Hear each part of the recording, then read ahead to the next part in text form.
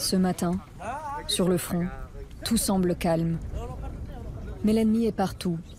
C'est ici, à Roghani, dans l'est de l'Afghanistan, qu'a germé la branche afghane de Daesh. Et dans ces montagnes, à la frontière du Pakistan, se cachent aussi les talibans. Malak Maki, commandant d'une milice pro-gouvernementale appelée Soulèvement populaire, rend visite à ces hommes. Ce chef tribal est l'un des miliciens les plus connus de la région.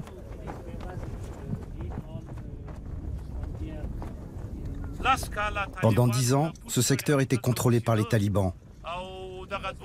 Il y avait des bases partout. Il y a 2 mois, nous avons mené une opération et nettoyé la zone.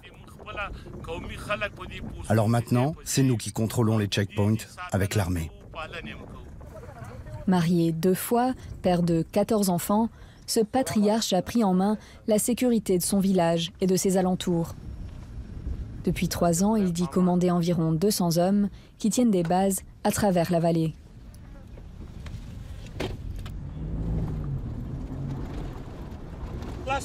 Ici, c'est mon village. Il s'appelle Jean Bazril.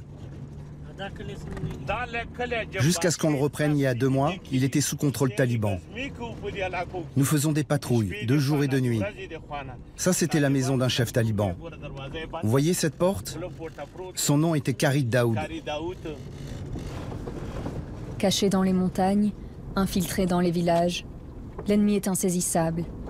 Impossible d'en venir à bout si l'on ne connaît pas le terrain. Le gouvernement est dépassé. Alors ici, l'armée, c'est lui. Si vous travaillez pour le gouvernement, vous ne pouvez pas vous entourer de vos proches. Regardez, lui, il vient du district de Mohammandara, lui de Chinois. Lui aussi vient d'un district près d'ici. Ils viennent de différentes tribus locales et je les garde tous autour de moi, car j'ai confiance en eux. Yar Mohammad, 43 ans, est originaire du même village que le Malak. C'est un ancien soldat de l'armée nationale qui a rejoint la milice il y a 2 ans. Dans l'armée, on nous envoyait très loin. Il m'arrivait de passer 1 an ou 1 an et demi sans voir ma famille. En 9 ans dans l'armée, je n'ai vu ma famille que 3 ou 4 fois. Alors je suis venu ici pour être plus près de mes enfants. En plus, nous sommes dans une guérilla. C'est très différent d'une guerre régulière. Ici, je connais le terrain aussi bien que nos ennemis. C'est pourquoi beaucoup d'autres soldats ont choisi de quitter l'armée pour se battre dans des milices et défendre leur village. Souvent, les chefs tribaux créent leur milice tout autant pour se protéger contre les talibans que pour venger un proche. Malak Maki n'échappe pas à la règle. Ça, c'est mon fils. Il a été tué par les talibans. Voici sa tombe. Après sa mort, je me suis battu contre les talibans. Vous voyez ces drapeaux? Ils sont blancs. C'est leur symbole. Ça veut dire que ce sont des tombes de talibans.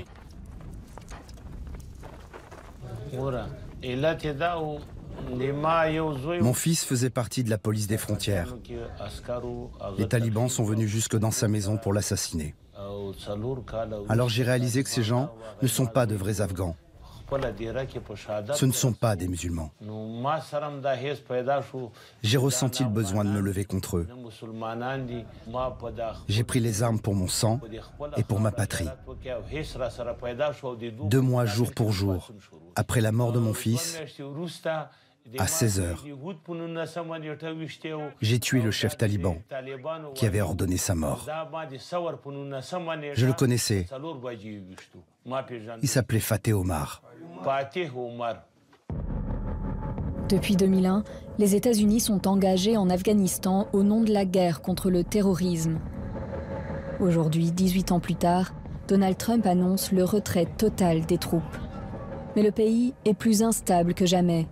Et sans la force de frappe américaine, l'armée afghane a peu de chances de contrer les talibans, les groupes criminels et la branche afghane de Daesh.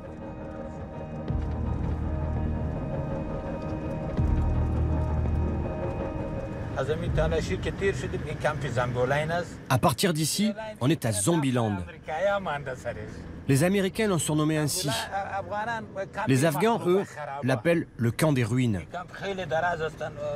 C'est un grand camp militaire de plus de 8 km. Jusqu'en 2014, il y avait les forces américaines. Le camp était bien entretenu et on aimait bien venir ici.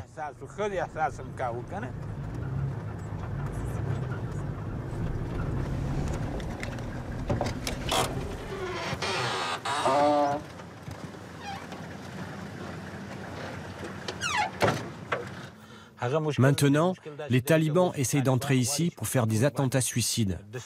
Nous ne voulons pas qu'ils puissent se cacher parmi les ruines pour tirer ou se faire exploser. Alors, tout doit être détruit. Jusqu'en 2014, Zombieland s'appelait Camp Shank. C'était l'une des plus grandes bases américaines d'Afghanistan. Elle comptait 50 magasins, 4 salons de beauté, 3 restaurants et une académie où les forces de la coalition internationale enseignaient aux soldats afghans la doctrine en vogue de la contre-insurrection. Mission, rendre l'armée afghane indépendante et capable de vaincre seule les talibans. Aujourd'hui, Camp Shank est un terrain vague, un no man's land dans une base de l'armée afghane. Le général Abdul Razak Safi, qui dirige la base, redoute le retrait des troupes américaines et de celles de l'OTAN qui conseillent les forces de sécurité afghanes. Ça fait 40 ans que je fais la guerre. Dans cette province du Logar, il y avait 700 000 habitants. Mais à cause des combats, il n'en est resté que 50 000. Toute la région est devenue comme un cimetière, comme le camp de Zombieland.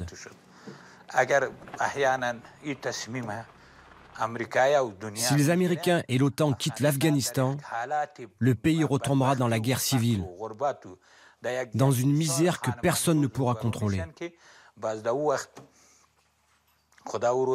Les Américains seront obligés de revenir comme en Irak pour contrôler la situation. Si les Américains pensent qu'ils ont vaincu le terrorisme, ils se trompent. Ce n'est pas vrai. Le terrorisme n'est pas vaincu. Mon commandant, je ne vais pas vous déranger longtemps. Qu'est-ce qu'il y a? Nous sommes mutés dans le district de Gerato et je me suis adressé à la base numéro 5. Mais ils ne nous donnent pas suffisamment de munitions. Notre problème principal est que nous ne sommes pas payés depuis 4 mois. S'ils nous avaient donné assez d'argent, on aurait pu acheter du matériel, approvisionner notre compagnie.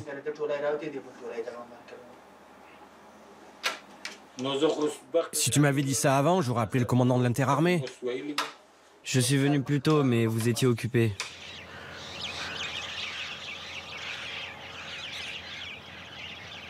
Les talibans seraient actifs sur plus de 70% du territoire. C'est plus qu'à aucun autre moment depuis la chute de leur régime en 2001. En 2017, l'Afghanistan a même dépassé l'Irak pour devenir le pays où le terrorisme fait le plus de victimes.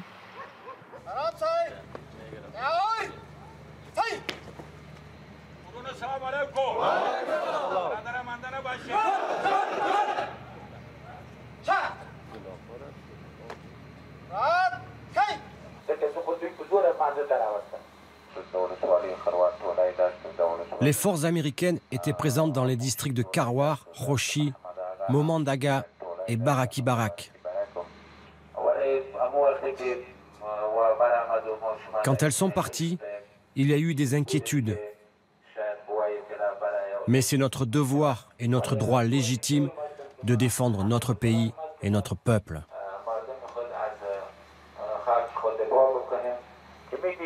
Le général tente de remonter le moral de ses troupes. Chaque jour, 30 à 40 soldats et policiers afghans sont tués. En 2014, les troupes de l'OTAN, qui se battaient comme les États-Unis aux côtés des Afghans, sont parties pour ne laisser qu'une mission de conseil et de formation. Maigre héritage de cette présence, des uniformes, des casques, des véhicules que les Afghans ont récupérés. Le reste, ces jeunes hommes l'ont parfois dégoté au marché. Car le gouvernement, miné par la corruption, n'a pas les moyens de subvenir aux besoins de ces régiments.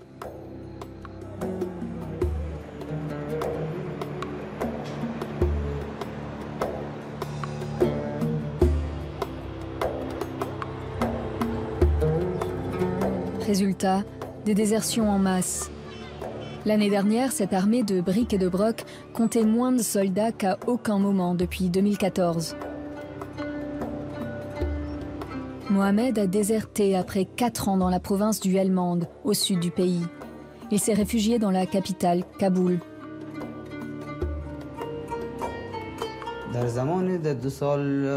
Les premières années, la situation était bonne, car les forces étrangères nous aidaient et nous approvisionnaient.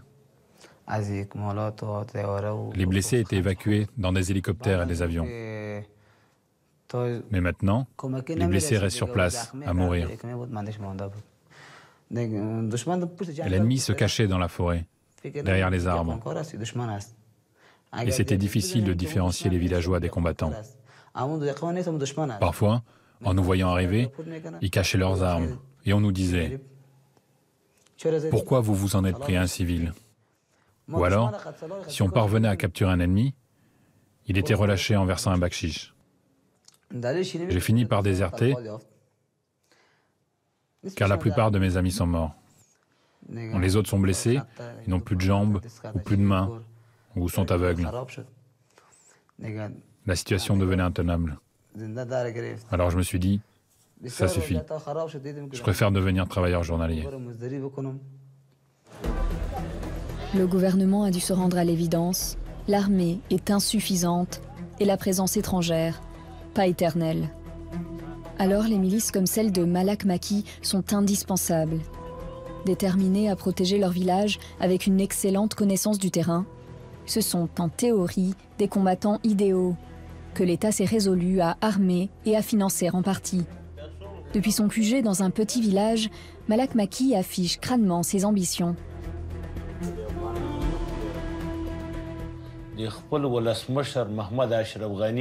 Je demande au président afghan, M. Ashraf Ghani, de me donner assez de moyens pour pouvoir me battre.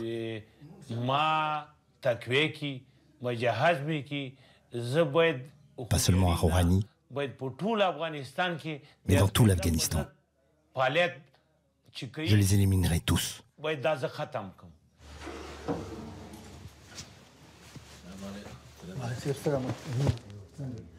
Aujourd'hui, Malak Maki a un invité. C'est Majnoun, le chef d'une autre milice, l'ALP, la police locale, créée en 2009 par les États-Unis. Le principe est le même, ses membres sont tous originaires de la région.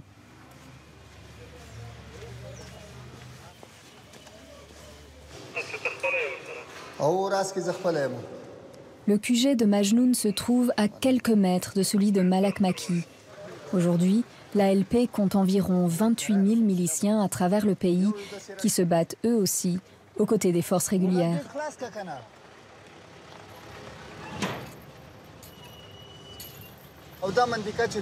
Cette route, c'est nous qui la contrôlons. Mais un peu plus loin, dans le village voisin, il y a des ennemis.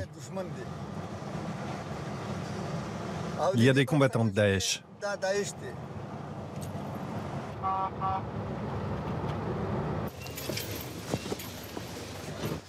Il y a 2 jours, cette base de l'ALP, à quelques kilomètres du village, a été attaquée par les talibans.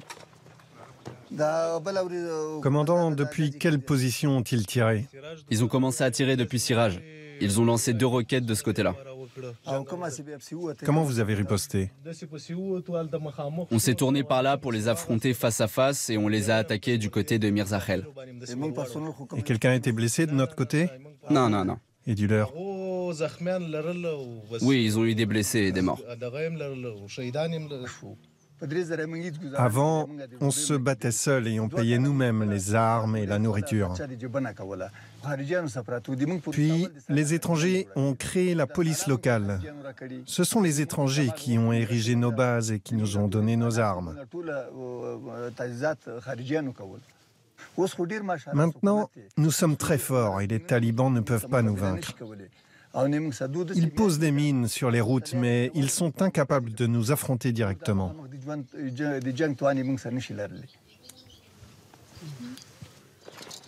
Des milices comme celle-ci, il en existe des milliers en Afghanistan. Malgré tout, les talibans sont présents sur la majorité du territoire.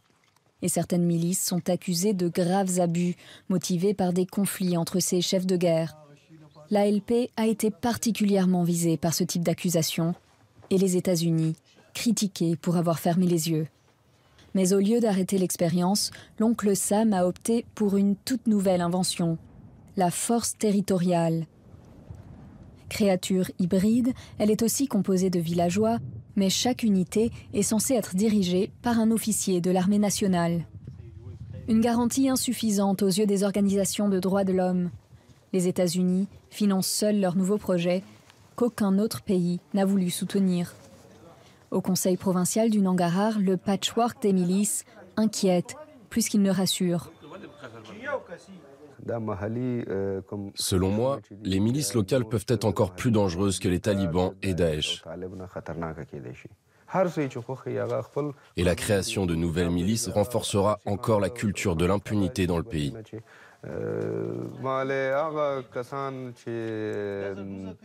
La majorité, sinon tous les chefs de ces soulèvements populaires, police locale et armée territoriale, sont aussi des trafiquants qui entretiennent des liens avec les talibans et Daesh. C'est une menace sérieuse. Et si vos soulèvements populaires, police locale et armée territoriale participent au trafic, aux enlèvements et font même leur business avec les terroristes, qui est-ce qui combattra tout cela? Qui est censé apporter la paix? Les craintes d'Ahmad Ali sont loin d'être infondées. Direction Khost, à 8 heures de route vers le sud. Dans cette région, on craint autant les extrémistes que les milices. Ici, les Américains soutiennent encore un groupe armé, la KPF, Khost Protection Force. Selon une longue enquête du New York Times, ce sont des agents de la CIA qui recrutent, forment et équipent les membres de cette milice. Seulement voilà, comme l'ALP, la KPF est elle aussi accusée de torture, d'exaction et même de crimes de guerre.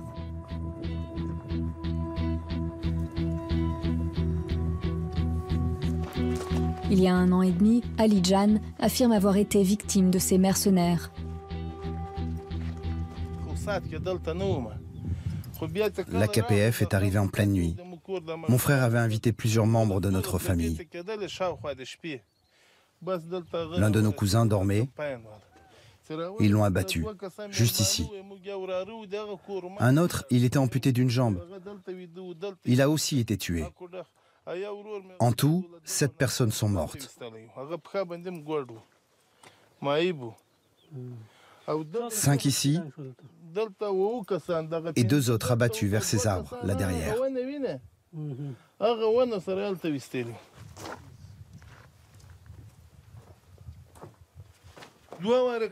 Des responsables gouvernementaux sont venus 2 fois depuis Kaboul. Et je leur en ai parlé personnellement. Le président Ashraf Ghani a promis que la lumière serait faite sur cette affaire. Mais depuis, pas de nouvelles. Cette milice est censée nous protéger. Du coup, on ne sait pas qui sont les bons et qui sont les méchants. En fait, même les bons deviennent les méchants. Et ils nous tuent.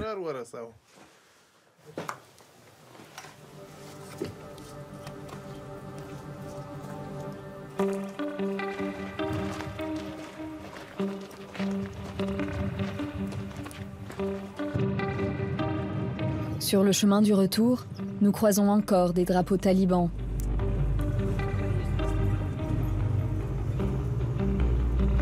Ali Jan assure que sa famille n'a aucun lien avec eux, mais qu'il l'effraie quand même moins que la Khost Protection Force. Des milices parfois criminelles, des talibans qui ne cessent de gagner du terrain, une armée en déliquescence. Et depuis 2015, les Afghans font face à une nouvelle menace. La branche afghane du groupe État islamique. Coupable de massacres particulièrement barbares qui ont fait plus de 2000 victimes en 2018 selon l'ONU. Il y a 2 ans, l'EI a fait irruption dans le village de Zardana. Depuis, elle vit dans ce camp avec ses enfants. Les combattants de Daesh tuaient tous les hommes. Ils prenaient de petits enfants, comme ça, et séparaient leur tête de leur corps. Ils emmenaient les jeunes filles avec eux. Quant à nous, les femmes âgées, ils nous tuaient. Je les ai vus jeter l'un de mes voisins par la fenêtre et l'abattre. Ils ont ensuite obligé sa femme et 2 de ses filles à venir avec eux. Et ils ont massacré ses enfants. Un soir, nous avons quitté la table du dîner et nous avons tout laissé derrière nous. Tout le monde essayait de courir plus vite que les autres.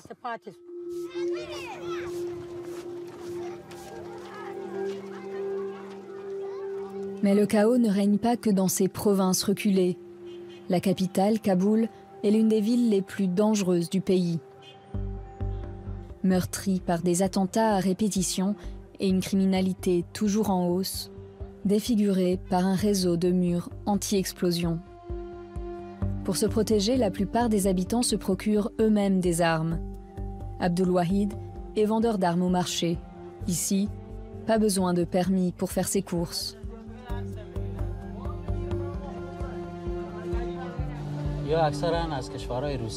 La plupart de ces armes viennent de Russie, ou de Turquie, ou du Pakistan.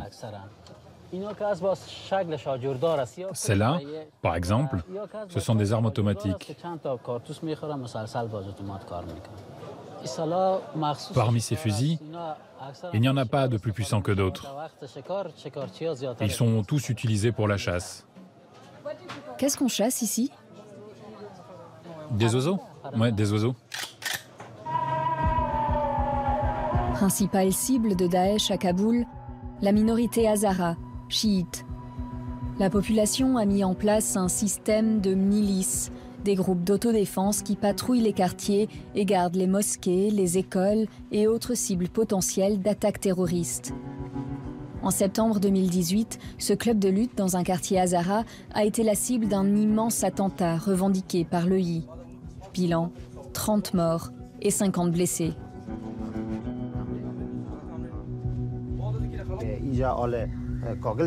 C'est ici que le kamikaze s'est fait exploser. Le trou a été comblé, mais on voit toujours des traces. Le toit aussi a été remplacé, car il était défoncé. Tout était détruit. Quand je suis entré dans le gymnase, j'ai vu des mains, des pieds, des bouts de corps humains. Il y avait du sang partout. C'était terrifiant. Ceux qui étaient blessés ou qui n'avaient rien restaient tétanisés. Notre tête tournait. Pendant 5 minutes, ou peut-être 7 ou 10, je ne sais pas, personne n'a crié.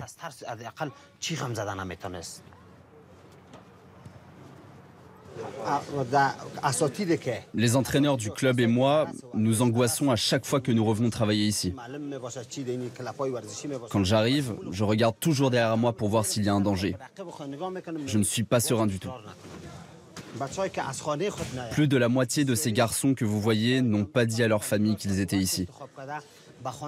Leurs parents ne les laissent plus faire de sport, par peur qu'il y ait un autre attentat. D'ailleurs, ceux qui en ont les moyens ont retiré leurs enfants de l'école et ont engagé un professeur particulier.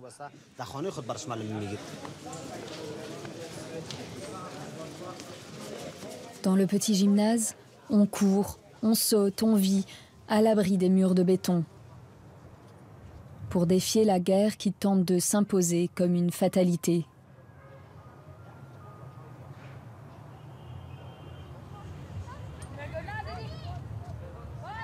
Sur les collines autour de Kaboul, les morts et les vivants se mélangent et l'on pleure toujours plus de victimes.